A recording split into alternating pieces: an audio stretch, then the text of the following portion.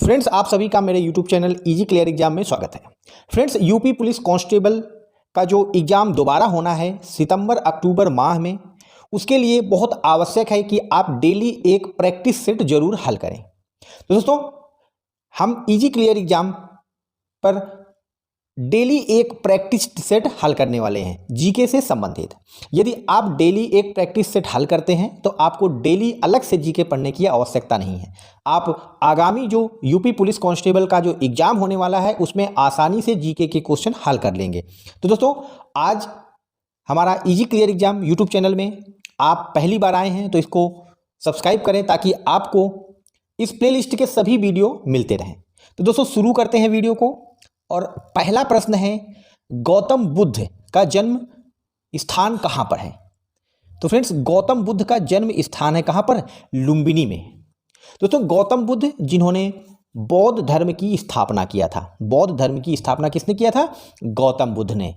अगला प्रश्न है, निम्नलिखित में से राष्ट्रगान की रचना किसने की थी? राष्ट्रगान दोस्तों जन गण मन, तो उसकी रचना किसने किया था? तो फ्रेंड्स, जन गण मन जो कि भारत का राष्ट्रगान है, उसकी रचना रविंद्रनाथ टैगोर ने किया था। रविंद्रनाथ टैगोर के बारे में महत्वपूर्ण तथ्य आपको और बता देता हूं, जैसे कि रविंद्रनाथ टैगोर भारत के पहले व्यक्ति हैं जो कि नोबेल पुरस्कार से सम्मानित हुए थे। रविंद्रनाथ टैगोर को 1913 में नोबेल पुरस्कार में इनकी साहित्यिक कृति गीतांजलि के लिए इनको नोबेल पुरस्कार से सम्मानित किया गया था। अगला प्रश्न है, भारत के संविधान में भारत को किस रूप में वर्णित किया गया है? भारत के संविधान में भारत को किस रूप में वर्णित किया गया है? तो दोस्तों, भारत का संविधान यह कहता है कि भारत एक राज्यों का संघ है, union of the state. Bharat क्या है? राज्यों का एक संघ है। दोस्तों, ऐसे ही प्रश्न एग्जाम्स में आते हैं। निम्नलिखित में से कौन से देश हैं जो पाक स्ट्रेट से जुड़े हुए हैं? दोस्तों, कौन से देश हैं जो पाक स्टेट से जुड़े हुए हैं? तो फ्रेंड्स, इस प्रश्न का सही उत्तर है ऑप्शन सी, भारत और श्रीलंका। भारत और श्रीलंका किससे? पाक स्टेट से जुड़े हुए हैं। अगला प्रश्न है, भारतीय संविधान को कब लागू किया गया था? तो फ्रेंड्स, भारतीय संविधान को 26 नवंबर 1949 को अपनाया गया था। 2 वर्ष 11 माह और 18 दिन का समय भारत के संविधान के निर्माण में लगा था। प्रत्येक वर्ष 26 नवंबर को भारत का संविधान दिवस मनाया जाता है। इसके साथ साथ दोस्तों, 15 अगस्त 1947 को भारत आज़ाद हुआ था। 26 जनवरी को हम गणतंत्र दिवस मनाते हैं और 15 अगस्त को स्वतंत्रता दिवस। तो दोस्तों, यह महत्वपूर्ण तथ्य थे। अगला प्रश्न है, जब यातायात सप्ताह चल रहा हो तब पुलिस का क्या कार्य है? दोस्तों, पुलिस का यदि आप एग्जाम दे रहे हैं तो इससे संबंधित प्रश्न पूछे जाते हैं। आपने देखा होगा पिछले प्रश्न पत्र में आपने देखा होगा। तो दोस्तों, लोगों को क्या होगा? यातायात के नियमों की जानकारी देनी जाती है। जब यातायात सप्ताह चल रहा होता है तो पुलिस क्या करती है? यातायात नियमों की जानकारी लोगों को देती है। अगला प्रश्न है, साइंस से संबंधित, रतौंधी किस विटामिन की कमी से होता है? दोस्तों, विटामिन बहुत ही कम मात्रा में हमारे शरीर के लिए बहुत आवश्यक होते हैं। विटामिन बहुत ही कम मात्रा में हमारे शरीर के लिए आवश्यक होते हैं। तो उनमें से जो रतौंधी है, रतौंधी जो बीमारी है वह विटामिन ए की कमी से होता है। किसकी कमी से? विटामिन ए की कमी से। विटामिन ए की कमी से रतौंधी होता है। विटामिन बी की कमी से बेरी रोग, विटामिन सी की कमी से स्कर्वी रोग, विटामिन डी की कमी से रिकेट्स रोग होता है, विटामिन के की कमी से दोस्तों रुधिर का थक्का ना जमने की बीमारी होती है। तो मैंने आपको सभी जो विटामिन है उनसे संबंधित रोग मैंने बता दिए, आप इनको याद रखिएगा। अगला प्रश्न है, रात के समय आवासीय क्षेत्र में शोर का अनुमानित स्तर क्या है? तो दोस्तों, रात के समय यदि किसी आवासीय क्षेत्र में 45 डेसिबल से ज़्यादा आवाज़ है तो वह शोर माना जाता है। अगला प्रश्न है, निम्नलिखित में से भारतीय दंड संहिता की कौन सी धारा दंगा को परिभाषित करती है? दोस्तों, कौन सी धारा परिभाषित करती है दंगा को? धारा 159 दंगा को परिभाषित करती है।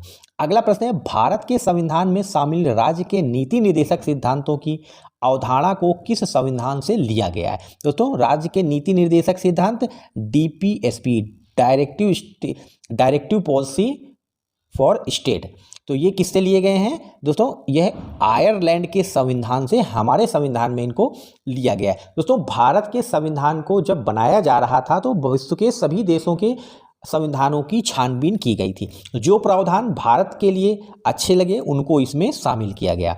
पुलिस व्यवस्था निम्नलिखित में से किसमें वर्णित है? दोस्तों जो पुलिस है यह राज्य सूची का विषय है, तो और यह राज्य सूची के विषय संख्या किसमें 2 में उल्लेखित है।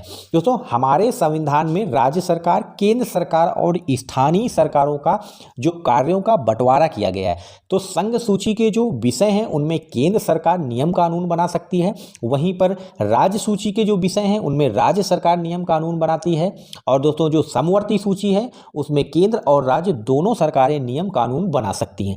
तो भारत की संविधान की 7वीं अनुसूची को आप याद रखिए, उसमें 3 प्रकार के विषय हैं, राज्य सूची के विषय, संघ सूची के विषय और समवर्ती सूची के विषय। तो आप इनको याद रखिए। दोस्तों प्रत्येक प्रश्न में मैं आपको विस्तार से जानकारी इसलिए दे रहा हूं ताकि आपको उससे संबंधित और भी प्रश्न अगर आते हैं तो आप उनको आसानी से हल कर पाएंगे। अगला प्रश्न है, भारत का केंद्रीय बैंक कौन सा है? तो भारत का केंद्रीय बैंक है भारतीय रिजर्व बैंक। इसको सरकार का बैंक भी कहा जाता है। इसको किसका? सरकार का बैंक भी कहा जाता है। दोस्तों इसमें जमा पूंजी आम नागरिकों के द्वारा नहीं ली जाती है। मौर्य काल के दौरान शिक्षा का सबसे प्रसिद्ध केंद्र कौन सा था? तो दोस्तों मौर्य काल के दौरान तक्षशिला शिक्षा का सबसे प्रसिद्ध केंद्र था और जिसके सबसे बड़े आचार्य थे आचार्य चाणक्य, जिन्होंने मौर्य काल के प्रशासन और राजनीति से संबंधित अर्थशास्त्र नामक किताब को लिखा था। दोस्तों कई बार बच्चे इसमें धोखा खा जाते हैं कि अर्थशास्त्र मतलब इकोनॉमी यानी वित्त से संबंधित, लेकिन ऐसा नहीं है। अर्थशास्त्र जो लिखी गई थी चाणक्य के द्वारा वह राजनीति और प्रशासन से संबंधित किताब है। अगला प्रश्न है, राष्ट्रपति द्वारा राष्ट्रीय आपातकाल की घोषणा किए जाने के बाद उसका अनुमोदन संसद के प्रत्येक सदन द्वारा कितने दिनों के भीतर हो जाना चाहिए? दोस्तों 1 माह के भीतर इसका अनुमोदन हो जाना चाहिए किसी भी सदन के द्वारा। अगला प्रश्न है, भारत के उपराष्ट्रपति का चुनाव किनके द्वारा किया जाता है? दोस्तों भारत का द्वितीय नागरिक कहलाता है उपराष्ट्रपति। भारत का जो प्रथम नागरिक कहलाता है राष्ट्रपति। उपराष्ट्रपति का चुनाव दोस्तों संसद के दोनों सदनों के सदस्यों के द्वारा किया जाता है। संसद के दोनों सदन लोकसभा और राज्यसभा इनके सदस्यों के द्वारा उपराष्ट्रपति का चुनाव किया जाता है। और दोस्तों संसद का जो उच्च सदन है राज्यसभा, उसका पदेन सभापति होता है भारत का उपराष्ट्रपति। अगला प्रश्न है, भारतीय दंड संहिता के किस प्रावधान में आपराधिक षड्यंत्र के लिए दंड का प्रावधान किया गया है? तो फ्रेंड्स इस प्रश्न का सही उत्तर है ऑप्शन डी, धारा 120 बी। अगला प्रश्न है, गीत सेठी का नाम किस खेल से जुड़ा हुआ है? तो दोस्तों वर्तमान में करंट अफेयर से इस तरह के प्रश्न आते हैं। जैसे मान लीजिए कोई प्रतियोगिता चल रही होती है तो उसमें कौन सा खिलाड़ी किस खेल से जुड़ा है उसे पूछा जा सकता है। जैसे अभी WPL में RCB टीम के द्वारा WPL 2024 जीता गया है, तो इसके कप्तान कौन थे इसके बारे में पूछा जा सकता है। तो आप इनको याद रखिए। गीत सेठी बिलियर्ड खेल से संबंधित है। गीत सेठी किससे? बिलियर्ड खेल से संबंधित है। धार्मिक स्वतंत्रता का अधिकार संविधान के किस अनुच्छेद से किस अनुच्छेद तक वर्णित है? दोस्तों भारत के संविधान के भाग 3 में 6 मौलिक अधिकारों का उल्लेख है। उन 6 मौलिक अधिकारों में से धार्मिक स्वतंत्रता का अधिकार भी एक मौलिक अधिकार है और यह भारत के संविधान के भाग 3 में अनुच्छेद 25 से लेकर के 28 तक इसका उल्लेख है। भारत के संविधान के भाग 3 में 6 मौलिक अधिकार कौन से हैं यह भी जान लीजिए। पहला समता का अधिकार, दूसरा स्वतंत्रता का अधिकार, तीसरा शोषण के विरुद्ध अधिकार, चौथा धार्मिक स्वतंत्रता का अधिकार, पांचवा है संस्कृति का अधिकार और छठवां है संवैधानिक उपचारों का अधिकार। तो इस तरह से 6 मौलिक अधिकार भारत के संविधान में उल्लेखित हैं। जब हमारे भारत के संविधान को अंगीकृत किया गया था उस समय दोस्तों भारत के संविधान में 7 मौलिक अधिकार थे, जिसमें 7वां था संपत्ति का मौलिक अधिकार, लेकिन इसको 44वें संविधान संशोधन अधिनियम 1978 के द्वारा इसको मौलिक अधिकारों की सूची से हटा दिया गया था। अगला प्रश्न है, संसद के 2 सत्रों के बीच निम्नलिखित में से अधिकतम समय अंतराल कितना होना चाहिए? तो दोस्तों संसद में 3 सत्र होते हैं, बजट सत्र, मानसून सत्र और शीतकालीन सत्र। और दोस्तों इन तीनों सत्रों में यानी कि 2 सत्रों के बीच में अधिकतम 6 मास से ज़्यादा समय नहीं होना चाहिए। यानी 2 सत्रों के बीच में 6 मास से ज़्यादा समय नहीं होना चाहिए। प्राचीन भारत का प्रसिद्ध वह शासक कौन था जिसने अपने जीवन के अंतिम दिनों में जैन धर्म को अपनाया था? तो दोस्तों वह शासक था चंद्रगुप्त मौर्य। चंद्रगुप्त मौर्य ने मौर्य वंश की स्थापना किया था 322 ईस्वी में, आप इसको याद रखिए। सम्राट अशोक महान राजा था मौर्य वंश का।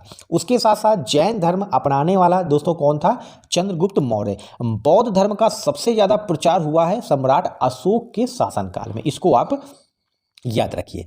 भारत में किसकी स्वीकृति के बिना कोई भी सरकारी खर्च नहीं किया जा सकता है? दोस्तों भारत में संसद जब तक अधिनियम बना करके, कानून बना करके सरकारी खर्च को उपयोग के लिए नहीं लाती है, तब तक उसको उपयोग नहीं किया जाता। यानी कि सरकारी खर्च को उपयोग करने का अधिकार सिर्फ किसको है? संसद को है दोस्तों। अगला प्रश्न है, भारतीय दंड संहिता आईपीसी यानी इंडियन पिनल कोड की धारा 376 का संबंध किससे है? दोस्तों आईपीसी की कुछ जो धाराएं हैं उससे संबंधित प्रश्न आ सकता है, क्योंकि आप पुलिस का एग्जाम देने वाले हैं। तो दोस्तों जो आईपीसी की धारा 376 है उसका संबंध है रेप यानी बलात्कार से, तो इसको आप याद रखिए। अगला प्रश्न है, दहेज लेना व देना किस विधि के अंतर्गत अपराध है? तो दोस्तों दहेज प्रतिषेध अधिनियम 1961। अगला प्रश्न है, द फ्यूचर ऑफ इंडिया नामक पुस्तक के लेखक कौन थे? तो दोस्तों आपने फरवरी में यदि एग्जाम दिया है तो आपको याद होगा कि एक या दो पुस्तक अवश्य आई हैं। तो दोस्तों आप पुस्तकों से संबंधित एक एक दो दो पुस्तक यदि हल करते हैं तो इससे भी आपको आइडिया लगता रहेगा। तो दोस्तों द फ्यूचर ऑफ इंडिया नामक पुस्तक के लेखक हैं बिमल जालान। बिमल जालान दोस्तों कौन थे? भारतीय रिजर्व बैंक के ये भूतपूर्व गवर्नर रह चुके हैं दोस्तों। अगला प्रश्न है, केंद्र शासित प्रदेश अंडमान निकोबार द्वीप समूह निम्नलिखित में से कहां पर स्थित है? दोस्तों भारत में कितने 28 राज्य हैं और 8 केंद्र शासित प्रदेश हैं। उनमें से अंडमान निकोबार द्वीप समूह बंगाल की खाड़ी में स्थित है दोस्तों, बंगाल की खाड़ी में स्थित है। अरब सागर भारत के पश्चिम में है, भारत के पूर्व में बंगाल की खाड़ी है। अगला प्रश्न, भारत का प्रधानमंत्री बनने के लिए अपेक्षित न्यूनतम आयु कितनी होनी चाहिए? तो दोस्तों कोई भी व्यक्ति यदि भारत का प्रधानमंत्री बनना चाहता है तो उसकी आयु कम से कम 25 वर्ष होनी चाहिए। यहीं पर दोस्तों और भी आपको बहुत ही महत्वपूर्ण आयु से संबंधित प्रश्नों को बता देता हूं कि कोई भी व्यक्ति जिसकी आयु 18 वर्ष या उससे अधिक है उसको मतदान का अधिकार है। लोकसभा का सदस्य बनने के लिए व्यक्ति की आयु होनी चाहिए कम से कम 25 और राज्यसभा का सदस्य बनने के लिए किसी भी व्यक्ति की आयु कम से कम 30 वर्ष होनी चाहिए। विधानसभा जो राज्यों की विधानसभाएं होती हैं उसका सदस्य बनने के लिए उसकी आयु 25 वर्ष होनी चाहिए। भारत का राष्ट्रपति और उपराष्ट्रपति बनने के लिए कम से कम आयु 35 वर्ष होनी चाहिए। तो आयु से संबंधित मैंने आपको सारी जानकारी दे दी। निम्नलिखित में से कौन सा अपराध दीवानी कानून के अंतर्गत आता है? तो दोस्तों अपराधों की दो श्रेणियां होती हैं, दीवानी कानून और फौजदारी कानून के अंतर्गत। तो दीवानी कानून के अंतर्गत दोस्तों कौन सा है इसमें? तलाक, हत्या, चोरी, डकैती, ये सारे क्या है? फौजदारी कानून के अंतर्गत ये अपराध है। अगला प्रश्न है, नागालैंड की राजधानी का नाम क्या है? दोस्तों भारत के जो 28 राज्य हैं और 8 केंद्र शासित प्रदेश हैं उनकी राजधानियां आप जरूर याद रखिएगा। तो जो नागालैंड की राजधानी है दोस्तों वो क्या है? इम्फाल। नागालैंड की राजधानी दोस्तों कोहिमा, ऑप्शन सी इस प्रश्न का सही उत्तर है। मणिपुर की राजधानी है इम्फाल, मेघालय की राजधानी है शिलोंग और मिजोरम की राजधानी है आइजोल और वहीं पर जो नागालैंड की राजधानी है कोहिमा। तो आप इनको याद रखिए दोस्तों। अगला प्रश्न है, निम्नलिखित में से कौन सी रिट ऐसी है जो केवल किसी सरकारी पदाधिकारी के विरुद्ध लागू की जा सकती है? दोस्तों वह रिट है परमादेश। परमादेश रिट केवल सरकारी अधिकारियों के विरुद्ध लागू की जा सकती है। अगला प्रश्न है, गोदान जो उपन्यास है उसके लेखक कौन है? दोस्तों गोदान उपन्यास को मुंशी प्रेमचंद ने लिखा था। इसके साथ साथ आप एक और याद रखिए, गबन और गोदान, दो आप इनको याद रखिए। यह उपन्यास किसके द्वारा लिखे गए? मुंशी प्रेमचंद के द्वारा। आप बहुत विलंब से आते हैं, इससे थाने का भारसाधक अधिकारी आपकी हाजिरी के आगे रोज लाल निशान लगा देता है। तो आप क्या करेंगे? यह एक स्थिति है दोस्तों। आप क्या करेंगे? आगे से समय से आने की कोशिश करेंगे दोस्तों। आगे से क्या करेंगे? आप समय से आने की कोशिश करेंगे जो आप लेट आते हैं। अगला प्रश्न है, भारतीय महानियंत्रक और महालेखा परीक्षक किसके लिए एक मित्र दार्शनिक और मार्गदर्शक के रूप में कार्य करता है? किसके लिए दोस्तों? लोक लेखा समिति के लिए। अगला प्रश्न है, बाल विवाह प्रतिषेध अधिनियम की किस धारा में आवश्यकता की परिभाषा दी गई है? दोस्तों इस प्रश्न का सही उत्तर है ऑप्शन डी, धारा 2 का 4। अगला प्रश्न है, चुनाव आयोग किस अनुच्छेद के अंतर्गत स्थापित किया गया है? दोस्तों, चुनाव आयोग को भारत के संविधान के अनुच्छेद 324 के अंतर्गत स्थापित किया गया है। अगला प्रश्न है, police training college Uttar Pradesh में कहाँ पर स्थित है? दोस्तों, पुलिस ट्रेनिंग कॉलेज कहाँ? मुरादाबाद में स्थित है। कहाँ पर? मुरादाबाद में। अगला प्रश्न है, पर्यावरण संरक्षण अधिनियम की किस धारा में परिभाषित किया गया है? दोस्तों, धारा 2 का डी। अगला प्रश्न है, भारत में जनहित याचिका यानी कि PIL किसने प्रारंभ किया था? तो दोस्तों, इसको न्यायमूर्ति PN भगवती के द्वारा इसको शुरू की गई थी। क्या? PIL यानी जनहित याचिका को। भारतीय संविधान के किस अनुच्छेद में मुख्यमंत्री के कार्यों को परिभाषित किया गया है? दोस्तों, संविधान का अनुच्छेद 167 में। अगला प्रश्न है, साइबर अपील अधिकरण के आदेश के खिलाफ अपील कहां पर की जा सकती है? दोस्तों, यह राज्य का विषय है तो इसकी अपील उच्च न्यायालय में की जाएगी। अगला प्रश्न है, शक्ति के विकेंद्रीकरण को गांधी जी के समर्थन का क्या कारण था? तो गांधी जी ने शक्ति के विकेंद्रीकरण को इसलिए समर्थन दिया था क्योंकि इससे विकेंद्रीकरण के द्वारा लोकतंत्र में लोगों की क्या? अधिक भागीदारी सुनिश्चित होती है। तो दोस्तों, ये थे 40 प्रश्नों का प्रैक्टिस सेट, जिसको आप बार बार हल कीजिए, देखिए तथा ज़्यादा से ज़्यादा लोगों को